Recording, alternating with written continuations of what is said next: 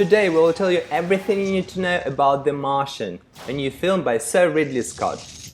The director himself and his cast gave an exclusive interview in London, especially for Buro 24/7. What's it like being in open space? Could you tell them what was it? It was pretty cool. That last sequence, most of the film is practical sets. They built all the sets. But that last sequence of the film was green screen. But it did mean I was on wires way up there, maybe 3 stories high. I don't know how tall these things were, sound stages, and being swung around. It was pretty exciting and a little scary. This will come as quite a shock to my crewmates. And to NASA. And to the entire world. But I'm still alive. Surprise. Yeah, I mean, we have our own relationship to Mars, right? Yeah, but at the same time, I felt like this felt more kind of grounded in science. I think the purpose of this was to try to make it feel like it was completely grounded in science, and so it felt different from those science fiction movies. They're very educational, those movies. You did Elysium, now you did this one, and I mean, do your daughters, do they learn science by their dad's films? They haven't seen any of these films, no. But maybe they will someday. But this one, look, this one is the first time I met the writer, he said it was a love letter to science, this movie, and I feel that that's true. I feel like it really is a celebration of really smart people coming together and solving problems, and it's very uplifting.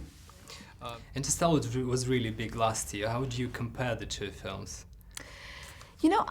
I think they're very different films. Interstellar is one of my favorite movies I've ever made, and I also love The Martian, but for me they're completely different films because my character in Interstellar never leaves the Earth.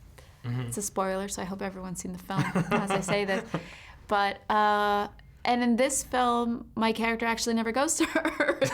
So to me, they were very different. Despite the action taking place on Mars, for obvious reasons the movie had to be shot on our own planet. Sir Ridley found some stunning landscapes in Jordan, which he turned into an alien world. Of shooting Wadi Rum, I knew Wadi Rum existed. I'd shot there twice before. And Lean had shot there for Lawrence of Arabia in Wadi Rum. That's how I first saw it. I went, wow, where's that? And I found it was in Jordan. Then I used it for landing in Prometheus 1, and then I used it for some aerial views in Exodus for showing the Sinai Desert. And then I thought I'd better go back then, shoot on the ground this time.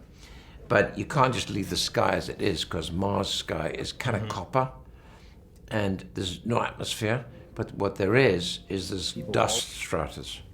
And so what you see is I put dust stratus up there. That's dust floating. Yeah. It works great. Those guys just made one of the most anticipated sci-fi movies of the year, but would they go into space if they had the chance themselves? No, I got the best job. I go anywhere I want. I go into the 18th century, the 17th century. I've been to Mars already. Doing that. And I know space tourism is really popular these days. Is this something you would consider doing? Well, I'm excited that we're heading into the direction. There will be people on Mars in our lifetime.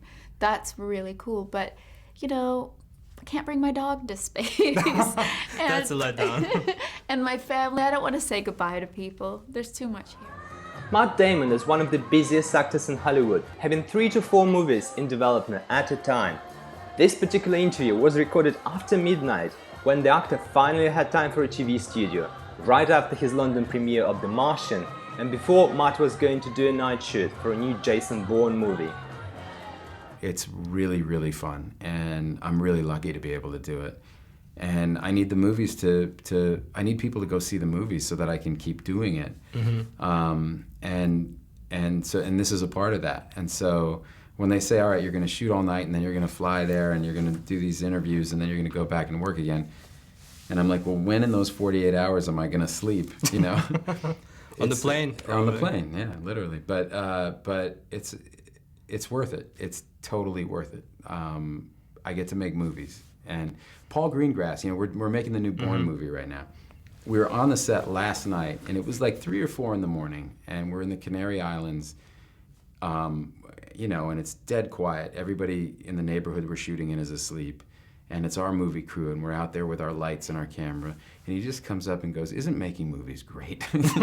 You know, and it's true. And it's like you know, the older we get, the more we kind of smell the roses and say, like, it's a wonderful thing to do with your life. So I gotta make water and grow food on a planet where nothing grows. But if I can't figure out a way to make contact with NASA, then none of this matters anyway. We've got an incoming message. Mein Gott. Mark Watney's still alive. In your face, Neil Armstrong.